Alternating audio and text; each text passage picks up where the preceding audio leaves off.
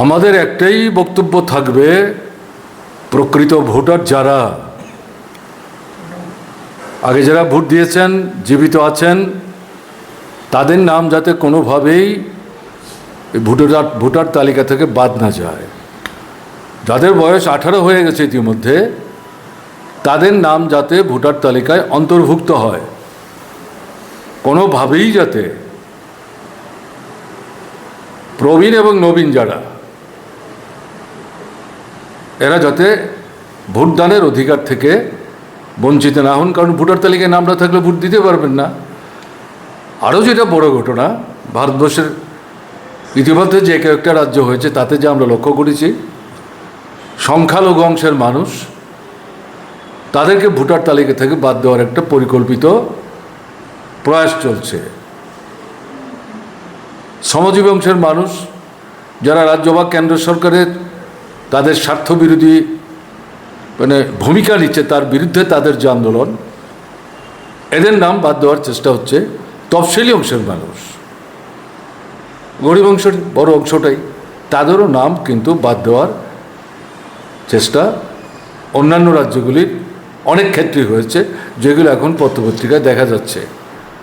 বিশেষ করে বিহারে, আপনার পশ্চিমবাংলায়, কেমন না বলে আমরা এসআইআরের কাজটা এখানে যারা করবেন তাদের উদ্দেশ্যে আমাদের আবেদন থাকবে, প্রত্যেক দলের নেতৃত্ব এবং তাদের যারা সাহায্যকারী তারা তো থাকবেনই, তাদেরই চোখ কান সবচেয়ে বেশি খোলা রাখতে হবে। আর নির্বাচন দপ্তর এই সবটা জিনিস যারা পরিচালনা এবং নিয়ন্ত্রণ করেন, তাদেরও কিন্তু এই বিষয়ে সজাগ থাকতে হবে, সচেতন থাকতে হবে।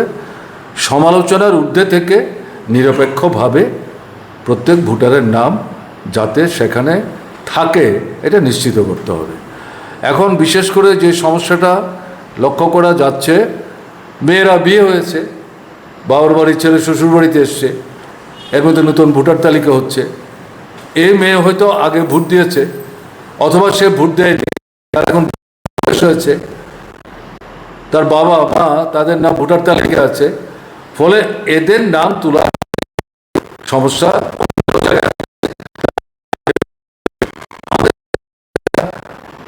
করার যাতে চেষ্টা না হয়।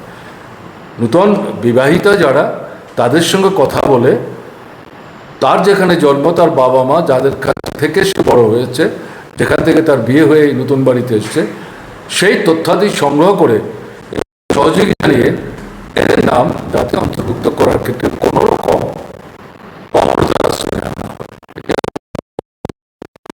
নার্সিং বা প্যারামেডিক্যাল কোর্সের জন্য কি আপনারা অন্য কোনো রাজ্যে যাওয়ার কথা ভাবছেন?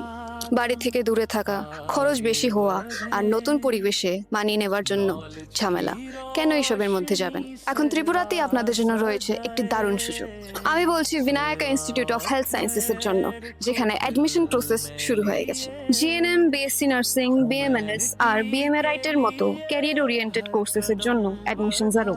সবচেয়ে বড় সুবিধা হলো এই ইনস্টিটিউটটি ত্রিপুরা ইউনিভার্সিটির সাথে অ্যাফিলিয়েটেড, যার জন্য আপনারা কোয়ালিটি আর রেকগনাইজড এডুকেশন পেয়ে যাবেন। The best part of this institution is no donation, no broker. আপনারা নিজেই বিনায়ক ইনস্টিটিউট অফ হেলথ সায়েন্সেসে এসে নিজের অ্যাডমিশন করিয়ে নিতে পারবেন। যদি আপনাদেরও স্বপ্ন হয় হেলথ কেয়ার সেক্টরে একটি সাকসেসফুল ক্যারিয়ার গড়ে তোলা, তাহলে এই সুযোগটি হাতছাড়া করবেন না।